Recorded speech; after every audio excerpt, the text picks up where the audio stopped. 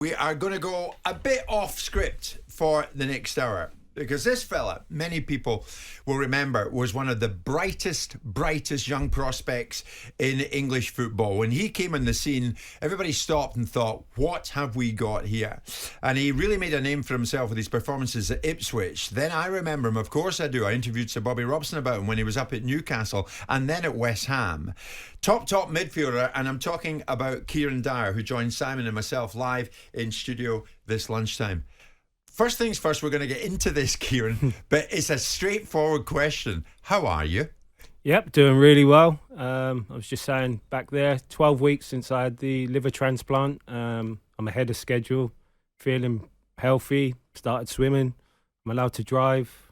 I'm back in the gym, so I'm really, really, truly blessed. Well, that such is a humbling experience. That is such good news, because I've got to admit to you, I was open-mouthed when I heard what you have come through. So take us back, and we'll talk football in the course of the next hour. We're going to talk about you and your relationship with Sir Bobby. We might talk about you in that moment with Lee Boyer. We'll talk about a bunch of things. Of course we will. I remember pitching up at a boxing night. I think Floyd Mayweather was in town. And I saw you down at Canning Town. He was training at the Peacock Gym, I remember that. Big Floyd fan. I've been to a lot of his fights. I know Mr. Jordan loves his boxing. I'm not sure he loves it as much as me, but we can talk boxing if you like as well. Well, that's great. Like the two of you, you've both travelled the world. You went to all of Lennox Lewis's fights, Simon. Massive boxing fans, the two of you. So, Kieron, take me back. And as I say, we'll talk football when you're at Ipswich, Newcastle, West Ham later. But let's get to the nuts and bolts of this, because this is serious, and you can impart a serious message as a result of what you've come through. Correct me if I'm wrong, Kieron. In 2021, it was announced publicly that you needed a liver transplant. You'd been diagnosed with a serious liver complaint, primary sclerosing cholangitis. Yeah, you pronounced that very well. I still struggle to pronounce. Mate? Yeah. So what happened, and how did it happen? So in 2016, I initially found out that I had PSC. But when I was speaking to the specialist at the time, because my bloods and everything and my symptoms were so good, the way I thought that I was going to have maybe I needed a liver transplant when I was 60, 70. That's what it felt like to me. So it was a shock, like you said, I was with Ipswich under 23s. I had real bad jaundice, yellow in my eyes. I wasn't feeling right. I went for testing at the Ipswich hospital. They transferred me straight to Adam Brooks in Cambridge, where the liver specialists are. I was in for 10 days of testing, and they said I would need a transplant within 3 to 6 months, which was a massive shock to obviously myself and my family. Worrying times. All credit to Adam Brooks. The way when you speak to they had a whole team.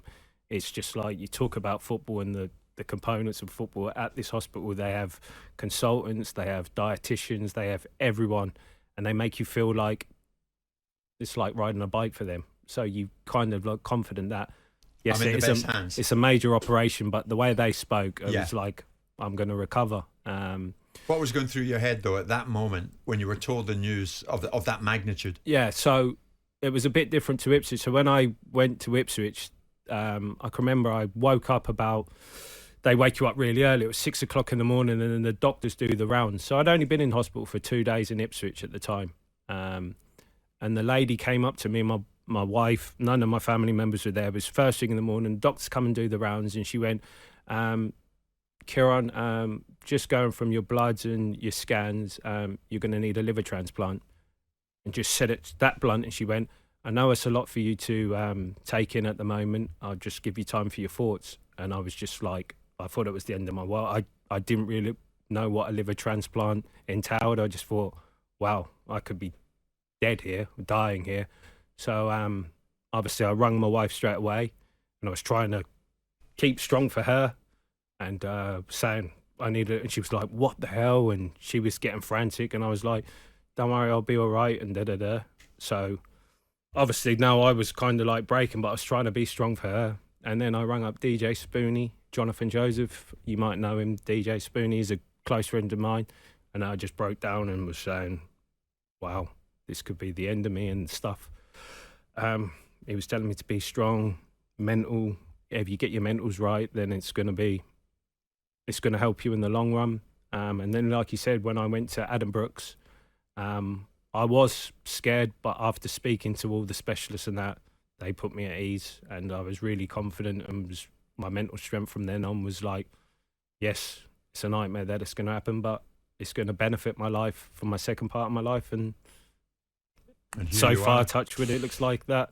So then it was a nervous wait for a donor. Yeah. So when you're on the waiting list, and they said it was for 3 to 6 months, you can't go on holiday. You have to stay in an hour and a half radius of the hospital at all times, because you can get the call at any time.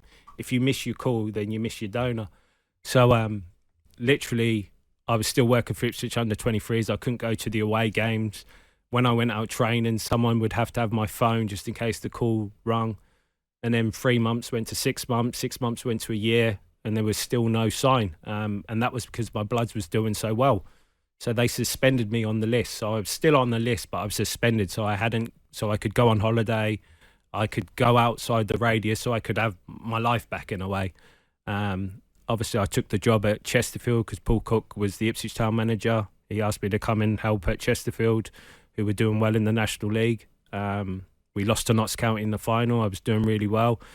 And then when we did pre-season, we went to Portugal. I don't know how Cookie got a budget for National League to go to Portugal, but fair play to him. And when we're in Portugal, I started swelling everywhere. My ankles, my legs, my stomach. And I thought, something's just not right here. Noticeably. Yeah, noticeably. Even the players could sense. I thought maybe it was just the heat. I was confused by it. We got back from Portugal, went to Chesterfield, and then my I don't know if I'm allowed to say the word testicle. My testicles swelled the size of footballs, and then I started to get really worried. I spoke to the club doctor at Chesterfield. He said, "Look, we'll get the club doctor in tomorrow." I went back after training. I went to sleep, and I woke up at 1 o'clock in the morning, and I had real pain down the side of where your liver is. And I said, nah, something's not right. And I got a taxi straight from Chesterfield straight to Adam Brooks. And I was admitted into hospital. I was there for 3 months waiting for a donor. You were there? You waited in hospital for 3 months? Yeah. They said they didn't want me to leave the hospital because if I got an infection outside the hospital, if a liver came available, they wouldn't be able to operate on me.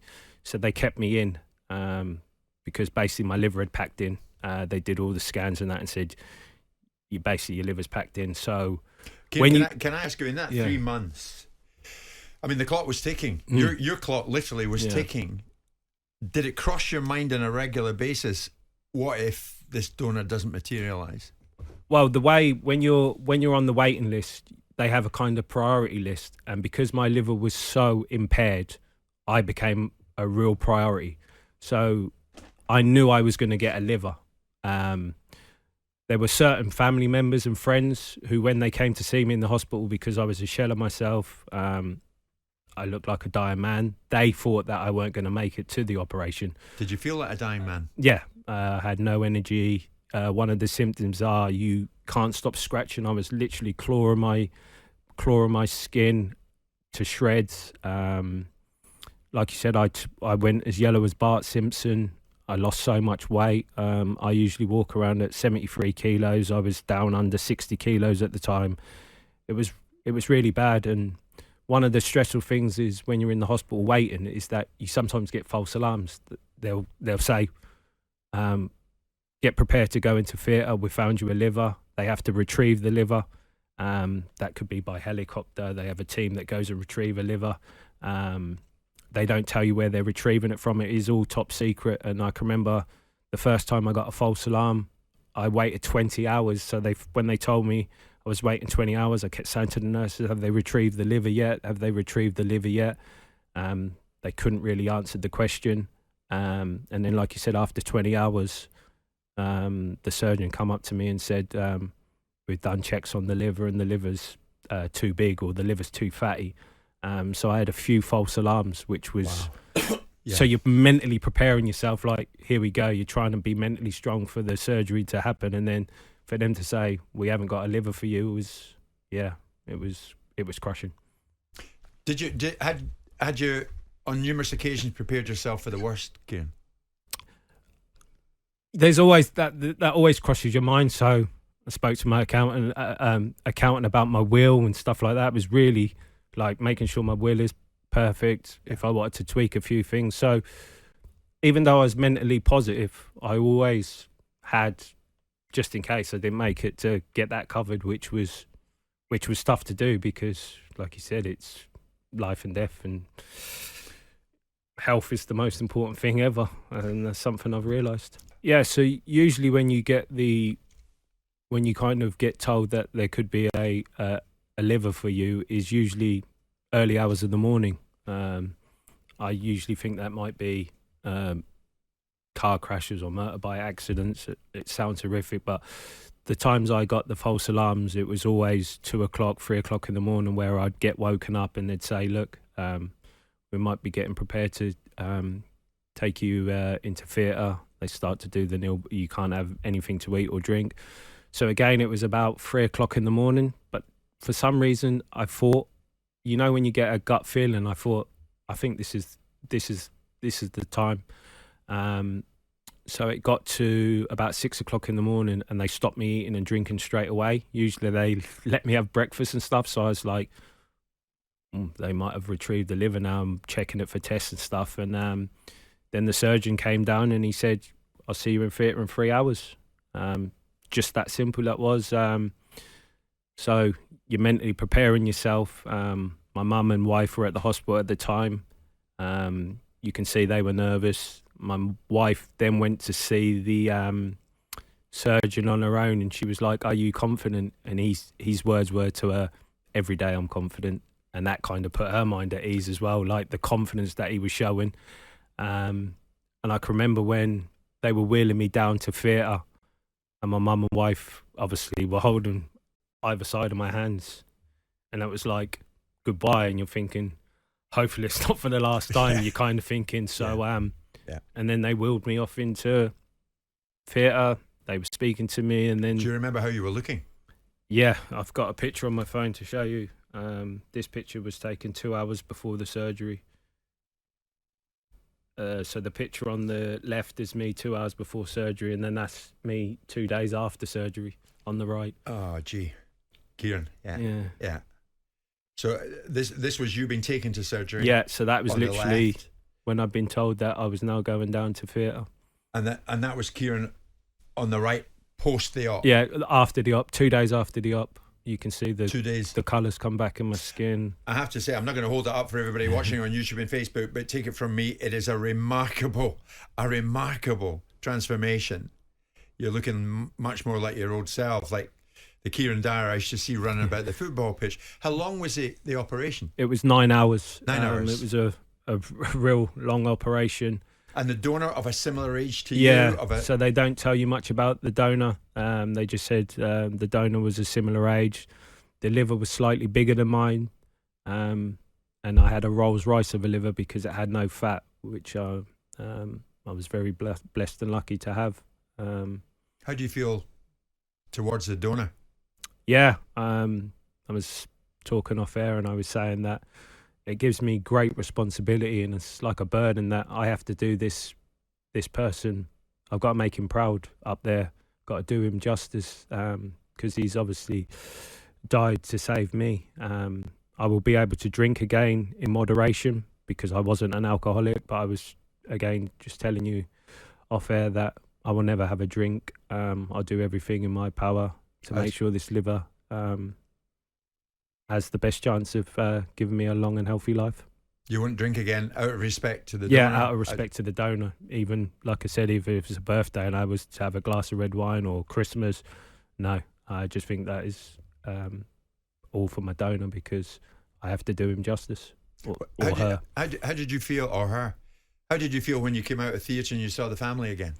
So when I came out of theatre, the first day was the lowest I mentally crumbled. The pain was so severe that I asked them to end my life. That I can't describe to you the feeling when I first woke up. It was so crushing to my mum and my wife that they had to leave the hospital because obviously, one, you see me with, I had a tube in my nose, a tube in my mouth, I had drains coming out of my neck, 2 drains coming out of my stomach, I had drains coming out my shins, and they could basically hear that I'd mentally broken, and it was so hard for them to take. But again, all credit to the Addenbrooks, because when you come out from surgery,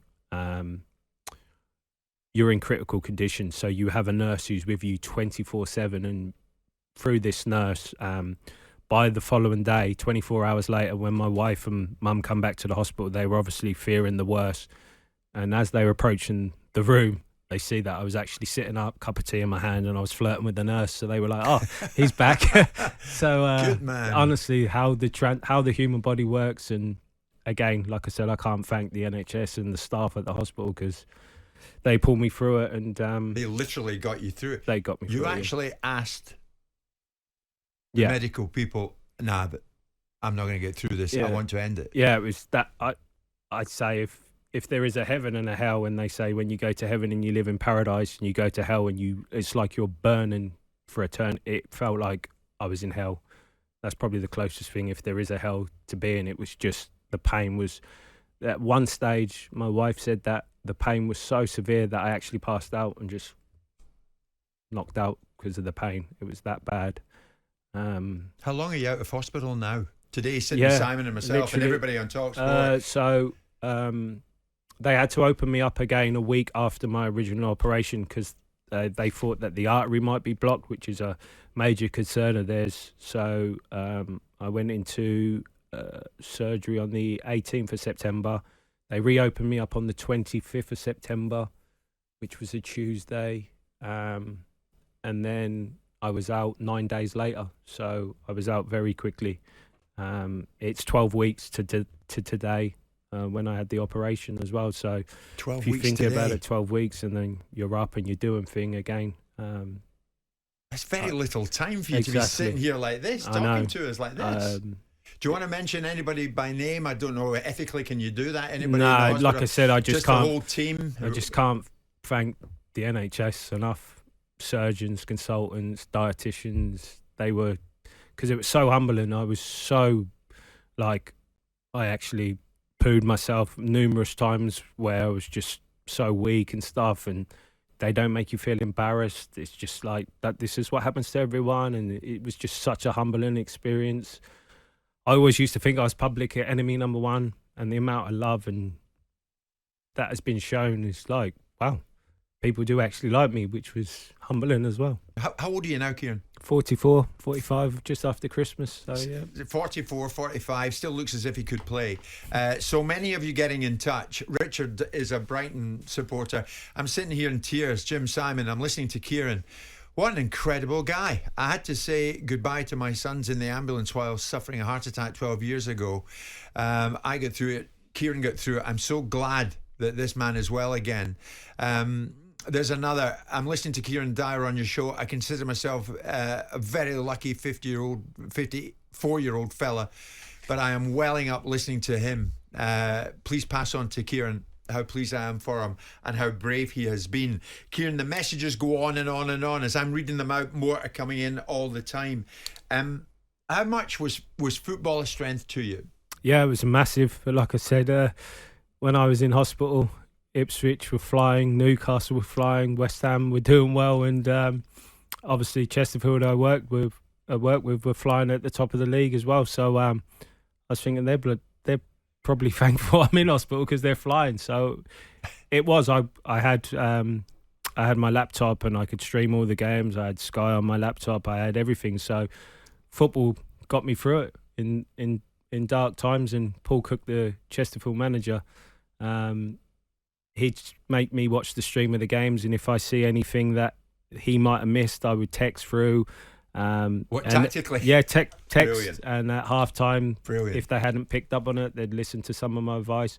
It got to the stage where one of the members of staff took their phone on the bench, and I was ringing up the bench after like 10 minutes to say, has he seen this? And they're like, yes, he has seen it, calm down. And From your hospital bed? trying to get better. So mate. I was obviously thankful for that, because obviously it takes your mind off the challenges ahead. And like you said, I had many issues as a player because of my childhood and the sexual abuse and stuff like that. And I always used to say football was my release. When I got on the pitch, all my troubles would go away.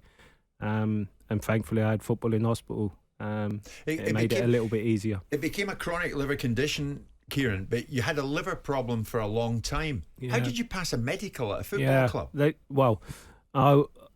I didn't realise the extent. So I got diagnosed in 2002. It was just when I come back from the World Cup. We did some screening at Newcastle, and I can remember the manager, Sir Bobby, rang me up and was panicking and was like, "You need a liver biopsy." And I was like, "Well, calm down." And obviously, after I had my biopsy on my liver and stuff, because my bloods were so abnormal, they realised I had a condition called autoimmune hepatitis. And I was on serious medication. I was on prednisolone, which is a steroid, which it affects your immune system. I was also on a medication, azathioprine, again, which it gives you bad mood swings. It impacts you in a negative way. Obviously, it helps your condition, but with injuries and stuff like that. So when I woke up from my transplant and they said, your PSC is gone and your autoimmune condition is gone as well. And they were saying that basically I started my career at 17. I got diagnosed when I was about 22, 23 of having this autoimmune condition. So I probably played the majority of my career with liver disease. And I always used to think my injuries was down to my lifestyle and because I used to like a party and stuff like that. But it was obviously down to I had a liver condition, and liver is such an important and amazing organ in your body, and it's no coincidence that I had the injuries that I had. So like you said, for me to pass medicals and that now it's very interesting you say that, Kieron, because yesterday Simon and I were in studio with Graeme Souness and he touched on this about you. Have a listen. I'd like to wish Kieron Dyer a speedy recovery. There was a player and also a rascal. He was one of the good guys. And I enjoyed working with him very, very much. He was a proper lad. And I knew that he had an issue that was always going to be a major issue going forward. He'd always get muscle injuries. And I'm saying to the job, why can't he keep himself fit? He was such an integral part of what we're trying to achieve. He just couldn't keep himself fit because of what his body was manufacturing or not manufacturing. And we now know why. Yeah.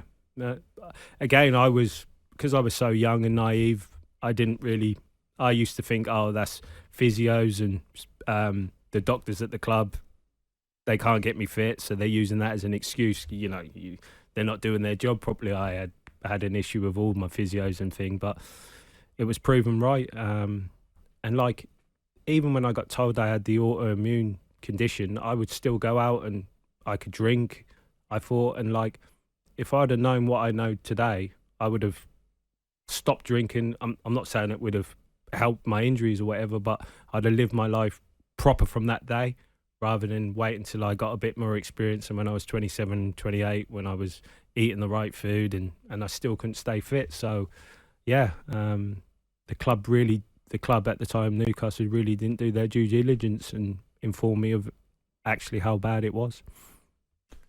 It's incredible when you hear that, Simon, isn't it?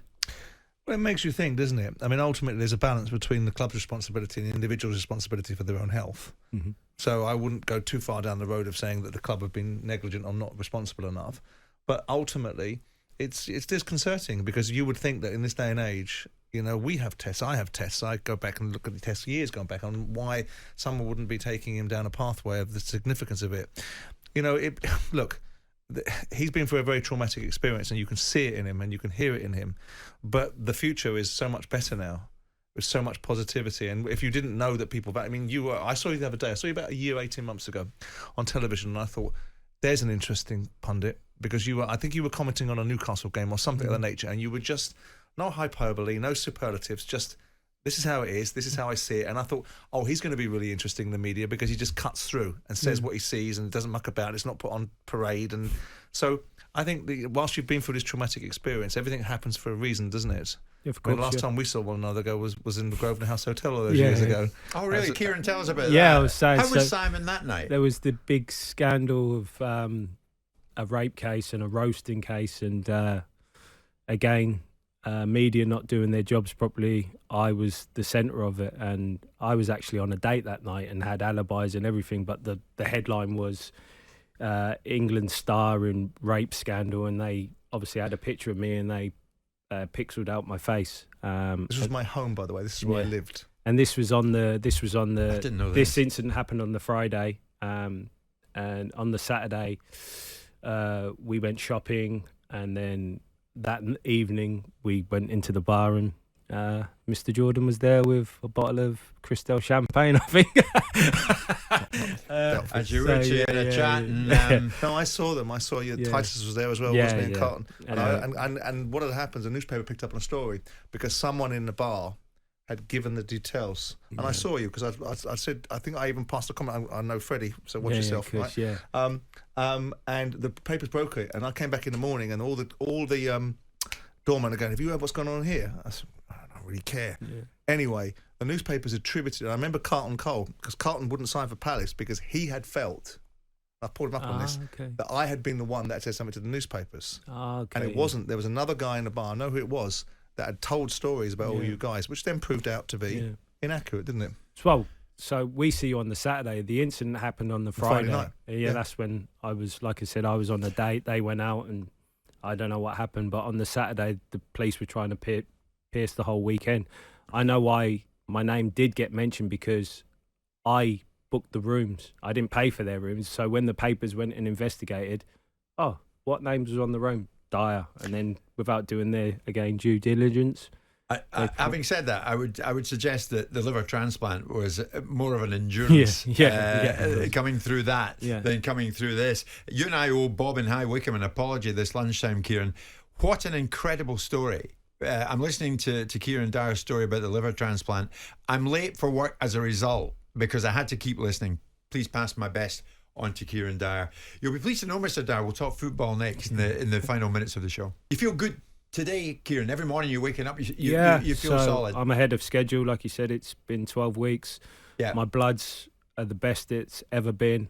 So when you have your liver transplant, obviously you have got a new organ in your body, and the human body's so unbelievable how it's wired and works. My new liver is a foreign object to the body, so the body is going to try and fight it. So I'm always going to be on medication. So I'm on anti-rejection medication. So when I first came out of hospital, I was probably on 17 tablets in the morning and 11 tablets at night. I'm already down to 7 tablets in the morning and 3 at night. So my medication is coming down rapidly and my bloods are still flying, which is a very good sign. You're then meant to go to see Adam Brooks every week. I now have to go to see them every 6 weeks because they're so delighted with my progress. Obviously, I still have my bloods taken every 2 weeks so they can keep on top of the bloods. If there was a problem, then they would call me in. So, like you said, I'm ahead of schedule and good. Yeah, I've got a great life to live. So many messages coming in. Big love and respect to Kieron Dyer this lunchtime. A, for coming in and sharing his story, and B, for being such an inspiration. This person is saying, I live with an incurable chronic neurological condition. His story has inspired me this lunchtime. Kieron, I don't think you realise what you've done by being so open and speaking so openly on the show with Simon and myself this lunchtime. Listen, Ipswich Town's your team, right? Kieran McKenna, moving mountains. Are they heading to the Premier League? Sheffield United better keep away from him. I worry every time a Premier League manager gets sacked. I was at Ipswich for about a month. I was doing the under-23s, and Kieran McKenna come in. Obviously, I knew that he'd worked with Mourinho and he was part of the Man United system. Watching him on the grass, trust me, he's one of the top coaches I've actually seen working. Everything is geared to making the players better and geared to the opposition. Fantastic. And like I said, it's no coincidence that Ipswich are doing so well. Yes, the players deserve some credit, but even the way Kieran recruits, the way he coaches is testament to him. And like I said, please, Premier League managers, clubs keep away. Yeah, what do you think? Will they go up automatically? Playoffs? I think they're guaranteed the playoffs. I still think that Leeds, Leicester and Southampton, they're the juggernauts of the league. I do think they've got Premier League players still. If I look at the Ipswich squad, I'd say probably Leif Davis, the left back, is probably Premier League player, and the rest are top Championship players. So it's been a fantastic season. I know that Ipswich have got some financial backing behind them, so let's see what happens in January with the transfer window. But yeah, they're doing extremely well. They're doing very well. Kieran McKenna. They're 40. Ole Gunnar Solskjaer's assistant at United. Fantastic. Perhaps he didn't pay much attention to him. That's the reasons why he's doing something successful. But I knew Marcus for years, Marcus Evans. So obviously it's nice to see Ipswich. Yeah. You know, David Sheepshanks I knew very well. So it's nice to see him doing well. Big football club. Good football club. But I felt sorry for Marcus Evans in a way, and Ipswich fans would probably give me pelters for it. But he got the club out of a lot of debt. He put a lot of money into the club. And then, I always say this, Mick McCarthy on a lower budget got Ipswich into the playoffs. So obviously... But they hounded him out. Yeah, and then but then Mr. Evans obviously sees, we can get to the playoffs with the cheap. He's put a lot of money into the club. Obviously, the purse strings got shut tight. And, But I asked him when he bought it, Marcus, why are you buying a club? I don't know. Yeah. Okay. You're a ticket scalper. Get on with that. I still think he might buy another club. Marcus? Honestly. Kieran, does the Newcastle United in your time compare to the one today? It's very similar. Very, very similar now, because I've always said when you are doing well, they're the best supporters in the world. It's a fantastic football club. I remember going and doing punditry work last season when Eddie was the manager, and it was like a carnival atmosphere. It was so refreshing to see. Obviously with Mr. Ashley, it didn't go to plan, and the fans were disillusioned, but they've got their club back now, and all credit to Eddie. They're doing extremely well. But I said to my mate the other day, could you imagine if Newcastle don't win a trophy, they get knocked out in the next rounds of the Champions League, and then they don't make the Champions League? Does Eddie keep his job? Yeah.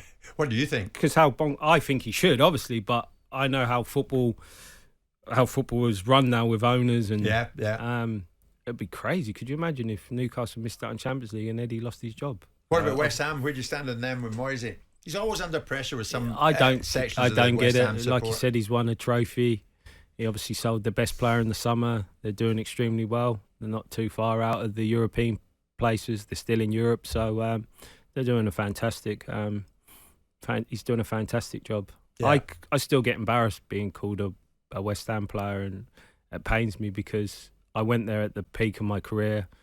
I was one of the top paid players, and I could just never stay fit, and I feel embarrassed, like, for the fans and for myself. But now we know why. Yeah, of course. But at the time, like, to be on the wages that I was on, and yeah, it pains me because they should have had the best of me, and they probably see the worst of me. Which, because I like the fans as well, they were always respectable to me. I just couldn't get on the pitch for them. We're all seeing the best of you now, though. Of course, yeah. Is there any part of any day that you don't think about your donor?